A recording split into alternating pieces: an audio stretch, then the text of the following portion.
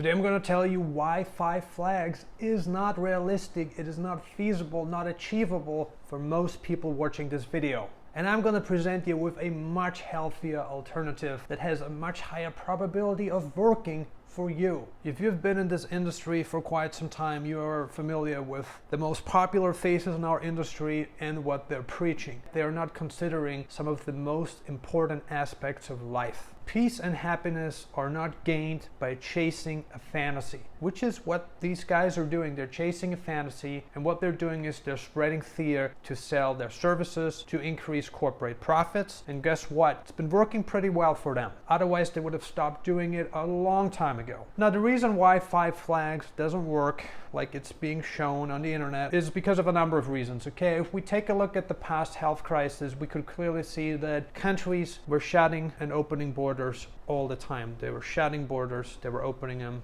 shutting borders, opening them. This didn't just happen in Western countries like some of the guys are telling you about. This also happened in emerging countries. And in fact, some emerging countries did a lot worse than many Western countries, which of course the elite does not want you to know about or does not want you to remember, because they're pushing Eastern countries and not Western countries for a number of reasons. Let's say you were blocked in Malaysia or you were blocked in Vietnam during the pandemic. You could not get in, you could not get out, and this truly happened during certain phases of the past health crisis. And what also happened is that certain countries decided to just shut the borders, and they got rid of the foreigners that were living there on tourist visas, and that's fair enough. Probably you shouldn't be living in a country on a tourist visa forever. You should be making an effort to contribute a little bit more, pay your fair share, invest, add some value to the country. Just spending money on the economy isn't gonna cut it. So a lot of countries got smarter, and they wisely used the pandemic to get rid of the lower end of the spectrum. Let's say a war happens, okay? You get your money, you get your bank accounts, you get your gold and silver, you get your guns, you get your stuff in a different country. And in your country of residency, you only have residency, you don't have citizenship. You are gonna be screwed. The war could last for years or even longer than a decade. You may not be able to get in and out because governments, they're gonna shut the borders. They're gonna cancel flights, leaving you stranded. Now, if this were to happen, I'm going to give you 2 scenarios, and you can pick for yourself which of the 2 scenarios you'd prefer. Scenario number 1, okay, which is what the mainstream YouTubers are preaching and promoting, which is to have your assets spread out, which makes a lot of sense in times of prosperity, in times of like peace, okay? So you have your assets spread out, okay? You have bank accounts in different countries, you have assets in different countries, but there's not a single country where you have everything. Okay, let's say you're now in Malaysia. You don't have residency, you don't have money in Malaysia or a limited amount of money. You don't have assets in Malaysia. Let's say you only have residency there.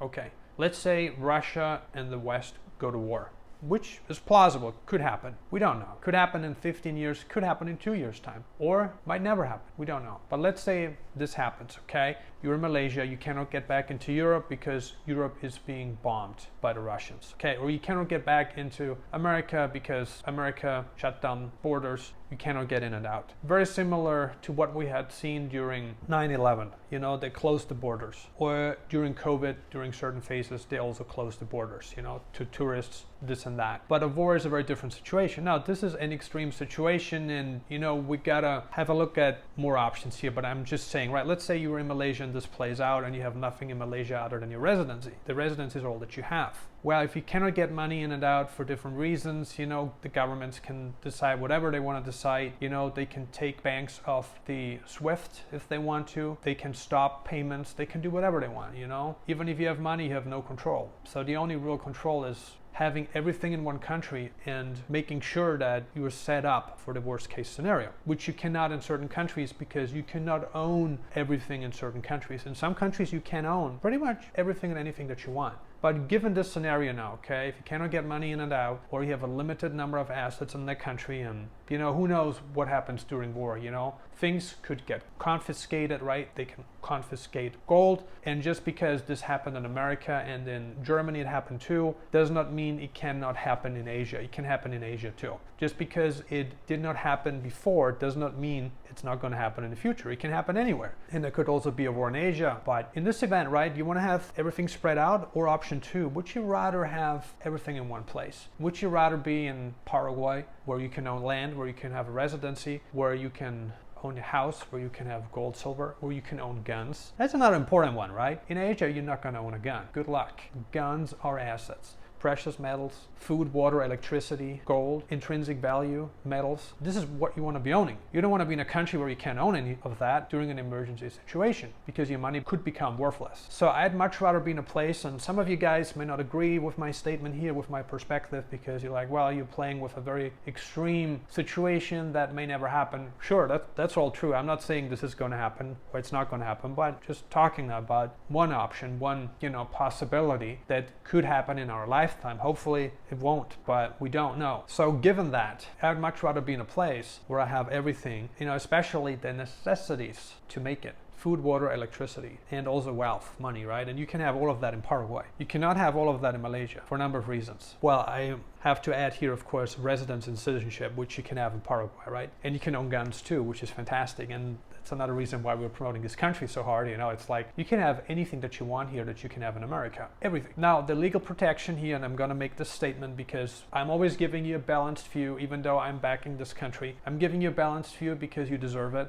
and I don't want to leave any stones unturned. So I'm going to be unlike my competitors. But you can have pretty much anything you want here. In certain countries, Western countries, you're just more protected by law. Like if anything happens, if you get sued, you may actually lose your main home here. Whereas in America, you're protected to not lose it. The Constitution protects you against that. Here, no. And in Asia, hell no. Hell no.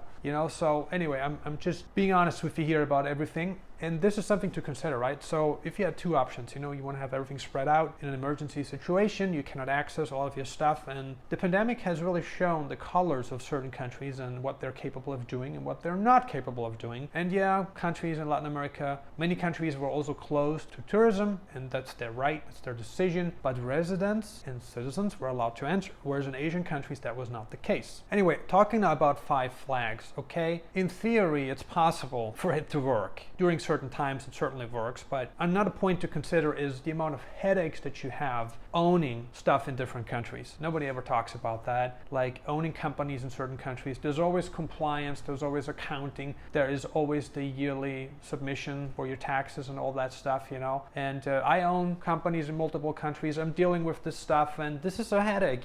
This is a lot of work. Even though I'm hiring people to help me with certain tasks, it still is a lot of work. It's not free, it's not hassle free. It never is, it never will be. And this is just now talking about like owning companies, right? Let's talk about owning real estate. You know how much there is to owning real estate in a foreign country? I own real estate in Spain, okay? I paid it off, I paid 100% up front, no mortgage, which is good. It's a good feeling to have that option. But do you know how many problems I'm dealing with just for this one property alone in Spain? Things that I already knew could happen or could be a problem turned out to be a big, massive problem. And I'm gonna reveal this information with you inside the video. Like I bought real estate in Spain, in Tenerife to be exact. And what happened was that I rented the apartment out, and I'm gonna do a separate video on this maybe today. I'm recording a bunch of videos when I'm recording, so I'm not just doing 1 or 2 videos. No, I'm recording hardcore. I'm recording like 10 videos. I'm a productivity machine, if you will. Just love doing it this way. But anyway, I bought this apartment, and I knew that in Spain they have the Ocupa law, the occupier law, which says that if someone is in your property, in your real estate, apartment, house, whatever you got there, for 48 hours or more, and you don't know about it, then that person has the right, even if they entered illegally, they have the right to remain in your apartment for sometimes up to a number of years until you went to court and you went for the whole legal process. And the length of getting this sorted increases every year because there's more and more cases, and Spain's legal system is not very optimized for this kind of stuff. It isn't. And I knew about that, so I had a really bad tenant. They brought in a kid illegally into my apartment. They were from Ukraine, and I'm gonna do a video on this, separate video. I'm not gonna be talking about it too much, but anyway. And before I bought this apartment, I consulted with people, and I told them about this law because I have friends who owned apartments in Spain well before I decided to buy this apartment now in Tenerife in the Canary Islands in Spain. They told me about that. That's how I learned about it, but I already knew about it before I bought it, so it was not something I didn't know about. But anyway, they brought a kid into the apartment, and 2 weeks before they checked out, they told me that they lost the keys. It was a security door, so we had to invest quite a bit of money to get that fixed. We installed cameras and everything. We have secured the apartment. The apartment is secure now. No Nobody's going to get in there without us knowing it. If anything happens, we know it within seconds. So we're fully prepared for the worst. But you know the amount of headaches and concerns, because if you get someone into your apartment illegally, and the problem here is, for instance, the government in Spain that is not changing that law because of a number of reasons, you know, who benefits from this, you know? But this law only applies to second residences. Okay, if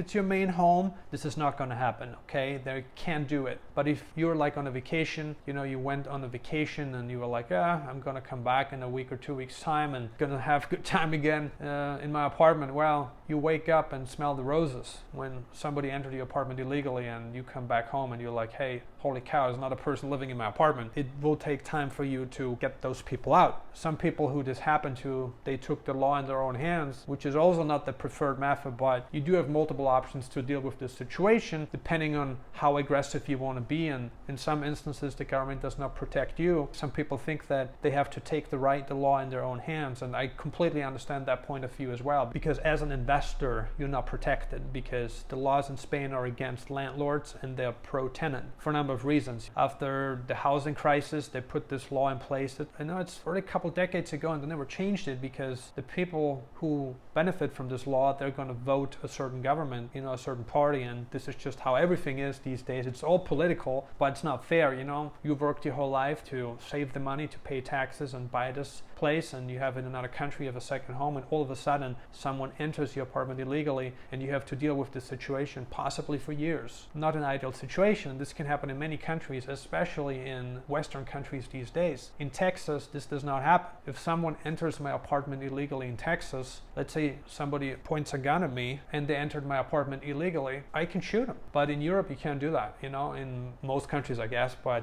there might be exceptions here and there. The Czech Republic has probably one of the most interesting gun laws in Europe, so something to consider. But anyway, this is now us talking about second residences. There are many other things to consider as well, you know, like owning precious metals, you know, in a country where they could get confiscated, you know, and it could get confiscated anywhere. Or you own it in a country where the rule of law is very weak and you're not protected, you know. Even if you have insurance, you know, if there's no court that enforces it, then that's a problem, because the insurance company is not going to pay you and they're going to get away with it. So you really want to consider the full spectrum, and that's why people who are on this platform, you know, they're promoting like 100 countries and they don't really know about the laws of each of those countries they're backing. They're just coming up with theories that drive a certain narrative that generates more sales, that increases corporate profits, but it's not really much at all. It's pretty much thin air. Just because someone is demonstrating something as a theory does not make it practical in real life. And like we said, if there's like a war or something, if there's an emergency situation, it's much better to have everything in one place than to have it spread out, because your freedom of movement is highly restricted. And I'd much rather have everything in Texas where I can own everything, or in Paraguay where I can own everything, than in a place where my future is everything but secure. What's your take on the 5-flag theory? Share your thoughts in the comments below. As always, thank you for watching Nomad Elite, and we see you on the next video.